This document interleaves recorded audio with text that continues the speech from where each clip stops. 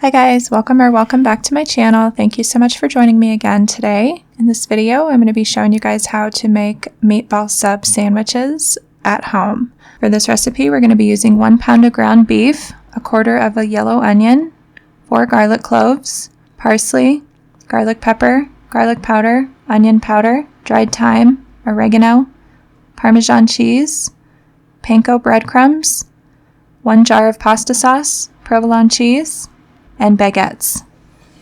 So I'm just going to begin by breaking up the ground beef a little bit. I don't want the beef to be really compacted, so I'm just kind of breaking it up into nice light pieces so I can mix all of the spices and breadcrumbs and things into it.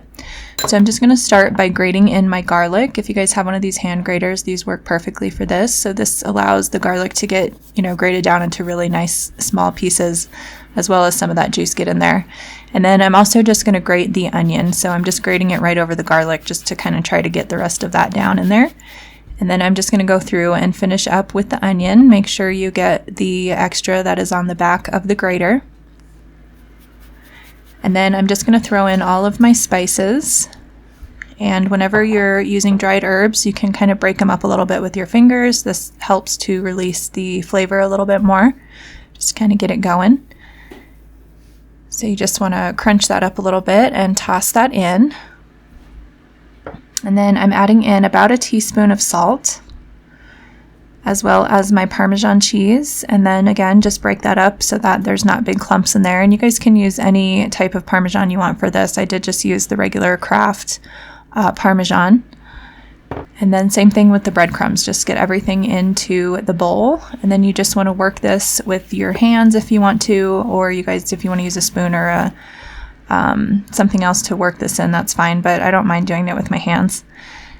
And then you're just going to pull off small balls. You guys can make your meatballs however big you want to make them. If you want to make them really big, this part is completely and totally up to you and to your preference. So I'm making them about the size of a golf ball, I would say.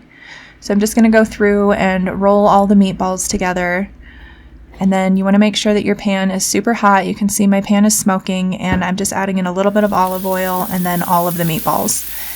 Let them sit on the first side for a while until you can easily move them. Don't ever force. If meat isn't coming loose from the pan, then it's just not ready to flip over yet. So just go through and turn them over, brown them on all sides. Make sure you give each side adequate time to create that nice brown crust. And then after I get the meatballs browned on all sides, I'm just going to go ahead and throw my sauce in here. If you guys wanted to add another can of maybe just plain tomato sauce, or even a whole nother jar of pasta sauce, if you guys want the subs to be like really saucy and have a lot of sauce on them, I just put the one in, and I think that it probably could have used another one once it was all said and done. And then you guys just want to let this meatballs just finish cooking in the sauce. It's just going to start to bubble and boil a little bit. Just go ahead and let the meatballs finish cooking here. And in the meantime, you just want to get your bread ready. So I'm just using a nice baguette, and I just stuck that under my broiler for just a few minutes just to get the bread browned. And then I'm adding provolone cheese on one side, and I'm actually also putting mozzarella on the other side.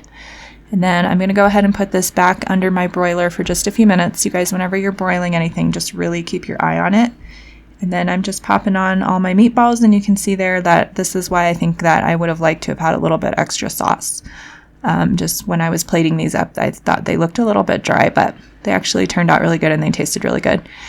And so then I'm just sprinkling a little bit of Parmesan and a little bit of oregano on top of the sandwiches. And that's it. That's a really easy, quick dinner for you guys to make any time of the week. If you guys like the video, don't forget to give it a big thumbs up, subscribe to the channel, and ring the notifications bell so that you don't miss any of my uploads. And thanks for watching, and I'll see you guys in my next video.